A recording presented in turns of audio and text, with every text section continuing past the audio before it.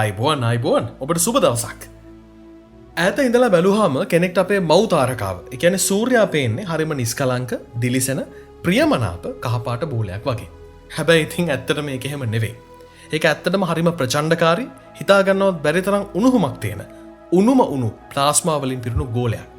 මේ සූර්යයාගෙන් අපි හැමදාම අත්විඳින උණුසුම සහ ආලෝකය නිකුත් වෙන්නේ නිරන්තරයෙන් මේකේ හරය සිද්ධ වෙන, ඊටාම ප්‍රචණ්ඩ වගේම භයානක ප්‍රතික්‍රියාවන් නිසා.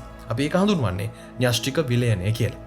සූර්යාගේ මතු පිට, ඒ කියන්නේ පිටත පේන ලේ එක හඳුන්වන්නේ ෆොටෝස්ෆියර් එක. එහෙම නැත්නම් ප්‍රභා ගෝලය කියලා.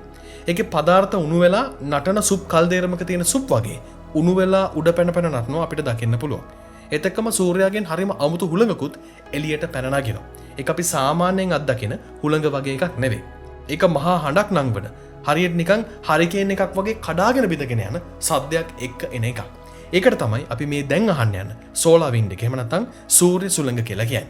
ඉතින් අපේ කතා බහ සූර්යාගේ හඬ ගැන, සූර්යාගේ ඔබ නොඇසූ තවත් අමුතු දේවල් ගැනයි. රැඳෙන කියලා ආරාධනා කරනවා විශ්ම ලෝකයේත් එක්ක මේ වීඩියෝවේ අවසන් තත්පර කිහිපයත් එක්ක.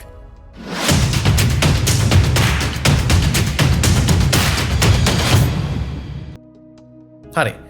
මොකද්ද මේ සෝලාර් වින්ඩ් එක කියන්නේ? සෝලාර් වින්ඩ් කියලා කියන්නේ ඊටාම ඉහළ උෂ්ණත්වයකට රත් වෙලා වායු බවට පත් වුණු විද්‍යුත් වශයෙන් ආරෝපණය වුණු පදාර්ථ. ඒ කියන්නේ ප්ලාස්මා වලට. මේවා ඊටාම විශාල වේගයකින් සූර්යාගෙන් ඉවතට පැන නැගිලා සෞරග්‍රහ මණ්ඩලයේ පුරාවටම විහිදිලා යනවා.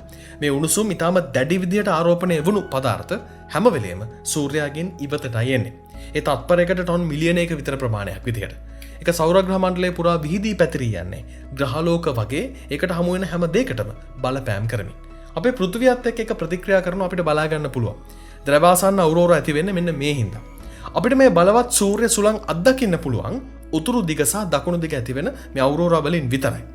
මිනිසා විසින් සූර්යාගේ ආසන්නයට යවලා තියෙන පාක සෝලාර් ප්‍රෝබ් එකෙන් මීට පෙර නොවූ විරු විදිහට මේක අධ්‍යයනය කරන්න පුළුවන්. කොටින්ම දැන් අපිට ඒකේ ශබ්දය වුණත් අහන්න පුළුවන්. ඔබ දැන් මේ අහන්න යන සවුන්ඩ් ක්ලිප් එක රෙකෝඩ් කරලා තියෙන්නේ අපි පෘථිවියේ ශබ්දය පටිගත කරන විදිහට නෙවෙයි. ඒ අභ්‍යවකාශයේ ශබ්දයට ප්‍රචාරණය වෙන්න මාධ්‍යයක් නැති නිසා. ඒත් මේ පාක සෝලාර් ප්‍රෝබ් එක කැප්චර් කරපු data අපි පෘථිවියේ අහන ශබ්දවල දත්තවලට යම් සමානකමක් දක්වනවා. මේ පාක සෝලාර් ප්‍රෝබ් එක සූර්ය සුළඟේ තියෙන අංශු වලින් පැන නගින අඩු සංඛ්‍යාත පීඩන තරංග, ඒ කියන්නේ ප්‍රෙෂර් වේව්ස් ග්‍රහණය කරගෙන ඒ දත්ත පෘථිවියට එවලා තියෙනවා. අපි පෘථිවියේදී ශබ්දය අහන්නේ මේ විදිහට යම් මාධ්‍යයක් ඔස්සේ ප්‍රෙෂර් වේව්ස් ප්‍රචාරණය වීම හින්දා. ඉතින් මේ සෝලාර් වින්ඩ් වල ප්‍රෙෂර් වේව් වල ෆ්‍රීකවන්සි එක, ඒ කියන්නේ සංඛ්‍යාතය, විපුලතාවය වගේ දේවල් අධ්‍යයනය කරලා ඒවා අපිට අහන්න පුළුවන් ශබ්ද බවට පරිවර්තනය කරන්නයි විද්‍යාඥයින්ට පුළුවන්. විසිල් ගහනවා වගේ, එහෙම නැත්නම් හයියෙන් පිමිනවා වගේ ඔබට තව ටිකකින් ඇහෙන මේ ශබ්ද ඇත්තටම සූර්යාගේ මතු පිටින් පිටතට විහිදෙන ආරෝපණය වුණු ප්‍රචණ්ඩ වේගවත් උණුසුම් ප්ලාස්මාවෙන් අභ්‍යවකාශයේ ඇතිවන පීඩන තරංග කියන එකත් මතක තියාගන්න. අපි දැන් මේ අහන්න යන ඔඩියෝ ක්ලිප්ස් 6න් අපිට තේරෙන විදිහට ඊටාම අමුතු පළවෙනි ක්ලිප් දෙක. හරි. අපි මේ හැම ක්ලිප් එකක්ම එකින් එක අහමු. මේ හැම එකකටම පස්සේ අනිත් ක්ලිප් එකට යන්න කලින් අපි ඒ ක්ලිප් එක ගැන වැඩිපුර විස්තර ටිකක් ඔබට කියනවා. මෙන්න පළවෙනි ක්ලිප් එකයි දෙවෙනි ක්ලිප් එකයි.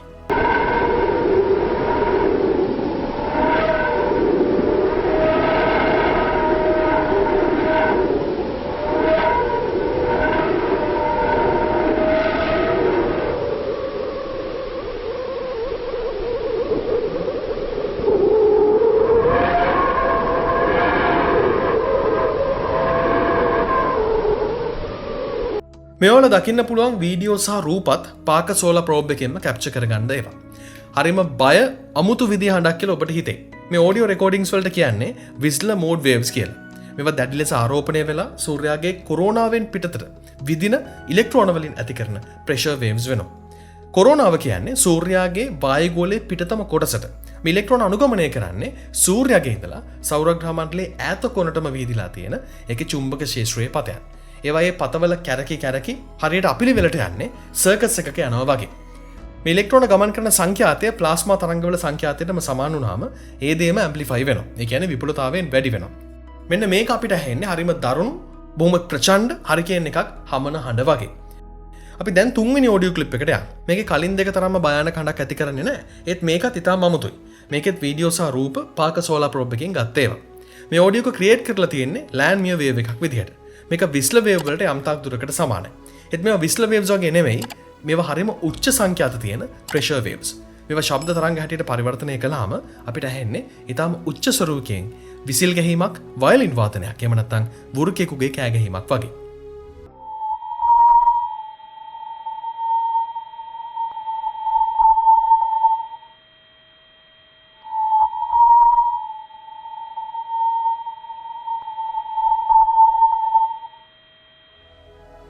අපි ඊළඟට ආමු තවත් ඔඩියෝ ක්ලිප්ස් එකක්. මේවා වල තියෙන ඉතාම අමුතු ශබ්ද. මේ අමුතු ශබ්ද පැන නගින්නේ dispersing waves කියන තරංග වර්ගයෙන්.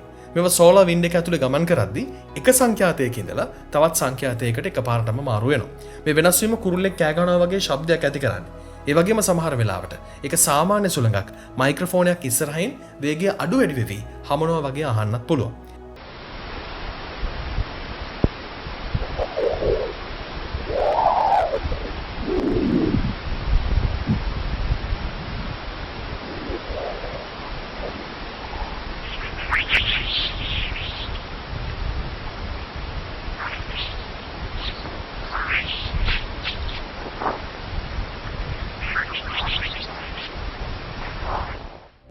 විද්‍යාඥයෝ නම් කියන විදිහට මේ විදිහේ තත්ත්වයක් පෘථිවිය ආසන්නයේ අභ්‍යවකාශය ඇති වෙන්න තියෙන ඉඩ නම් හරිම අඩුයි.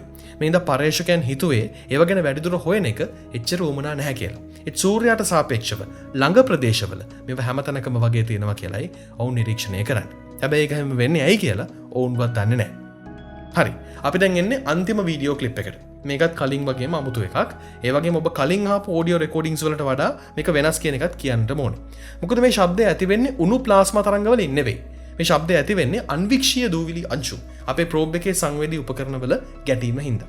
ඉතින් මේකට අදාළ වීඩියෝ එක පාක සෝලාර් ප්‍රෝබ් එක 2020 ජූනි මාසයක ලබාගත් එකක්. මේකේ දකුණු කොනේ සූර්ය ආසන්නයෙන් ඇදී යන නියෝවයිස් වල්ගතරුවක් දකින්න පුළුවන්. මේ හඬ හරියට පරණ ටීවී එකක channel එකක විකාශය එන හිටියාම එන ශබ්දය වගේ.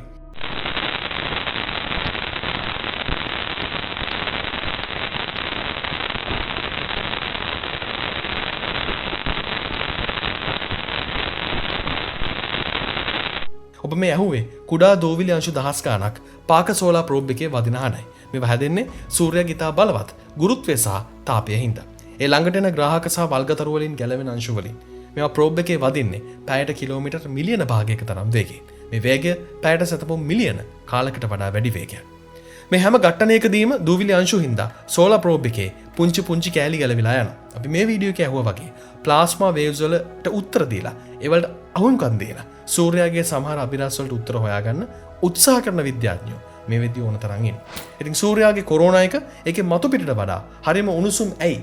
සූර්යයාගේ සූර්ය සුළඟේ තියෙන අංශු වලට මේ තරම් ශක්තියක් සහ ආරෝපණයක් තියෙන්නේ ඇයි? මේ වගේ ප්‍රශ්න වලට එයාලටම උත්තර හොයාගන්න උත්සාහ ගන්න පුළුවන්. ඒත් ඒ හැම දෙයකම පැත්තක තිබ්බත් මේ ශබ්ද අහලා හොඳ වින්දනයක් අපි කාටත් ලබා ගන්න පුළුවන් කියන එක නම් පැහැදිලියි.